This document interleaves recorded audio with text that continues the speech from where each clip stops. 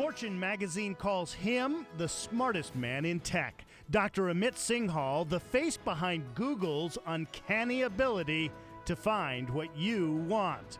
And the geekiest fireman you will ever meet, Richard Price, using the power of the iPhone to save lives. Our reporters Ben Parr of Mashable and Kym McNicholas of Forbes this week on Press Here. Good morning, everyone. I'm Scott McGrew. The capital of Burundi is Bujumbura. I looked that up on Google. It took Google 14/100ths of a second to deliver the answer. And you know what? I know you are not amazed. And you know what? You should be amazed. Google as a public company is a little bit more than 2,000 days old. And yeah, I looked that up on Google too. In those 2,000 plus days, we've grown accustomed to the fact that anything can be found through Google, usually on the first try. The internet may be the world's library, but Google is the world's librarian.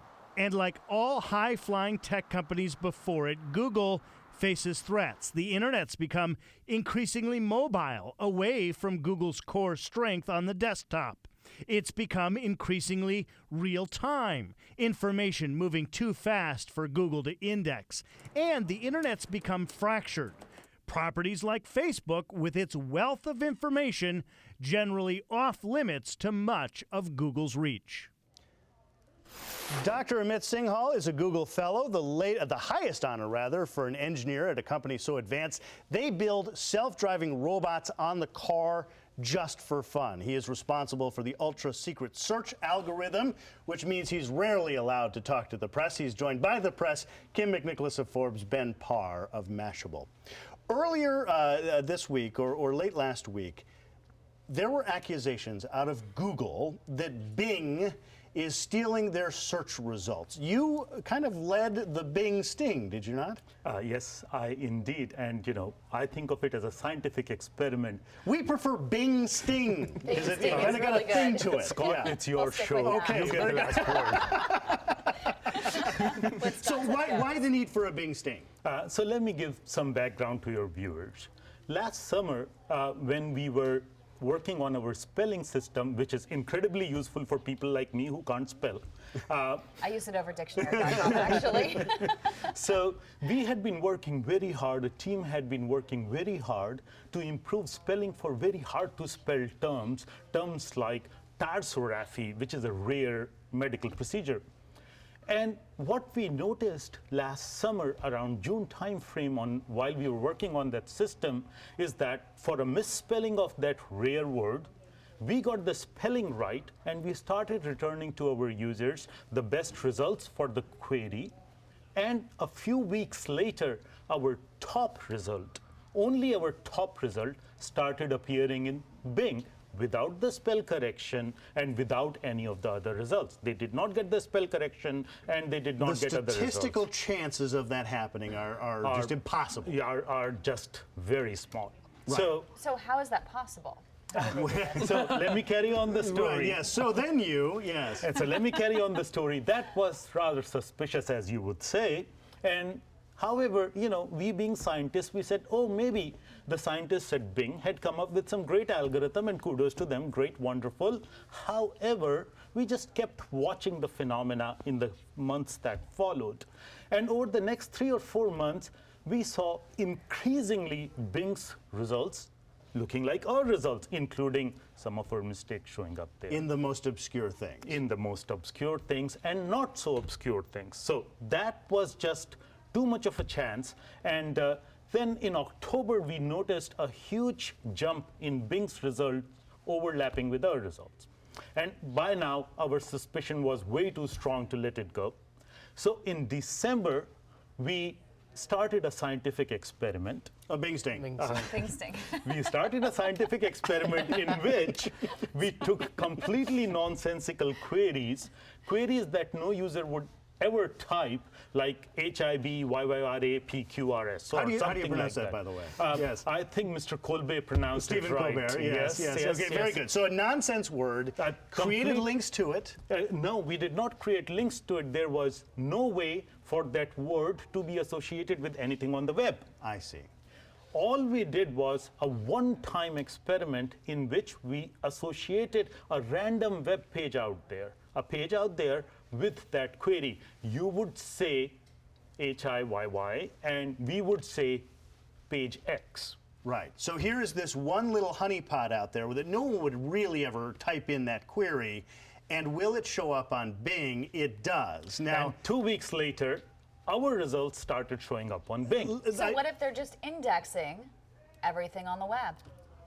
They clearly are maybe indexing everything on the web, but there is no way to associate one synthetic query to that one page out of billions and billions of pages. The nonsense word does not appear on the It does not website. appear on the website. There's no links. connection There to is them no other than Google's other than connection. we decided to put it there. So how did they do it? So we suspect, we don't know exactly how they're doing it. We suspect that people who download IE8 with several defaults, Internet Explorer, Microsoft's web browser that yes. many people use, or the big toolbar where they have a toolbar to do various things, are getting their queries and their clicks on Google sent over to Microsoft, and we suspect they are using those in some way. So you decided to call out Bing actually by name in a prominent blog post this week. Why did you go that route? We basically first talked to Danny Sullivan because he's an independent third party. We wanted him to verify. Danny Sullivan. Explain who Danny Sullivan is. Go ahead, Ben. Danny Sullivan is the editor-in-chief of Search Engine Land, which is a prominent blog on search engines. An authority. And yes. Danny has been following the industry for many, many years and knows quite a bit about how things are done. So we wanted to give our evidence to an independent third party in Danny. We did. And he contacted Microsoft, had a conversation with them, and then Danny decided to go public with this.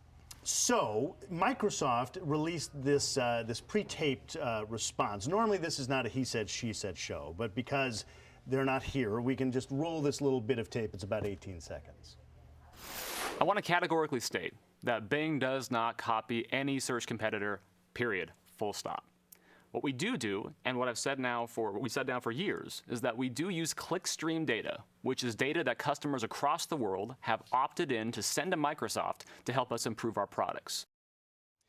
Now, Sending it to Microsoft. let me say that Microsoft has been invited on this show dozens of times, and they've always said yes and never quite gotten back to us, including Bing. So the reason they're not here is because they just never say yes to being here. You're here. Respond to what he said. Is that similar to what you analyzed as far as where they're getting the results? Well, from their perspective, they may be learning from their customer data, but in my view, there's a wide difference between learning from your customer data and your competitors' work product.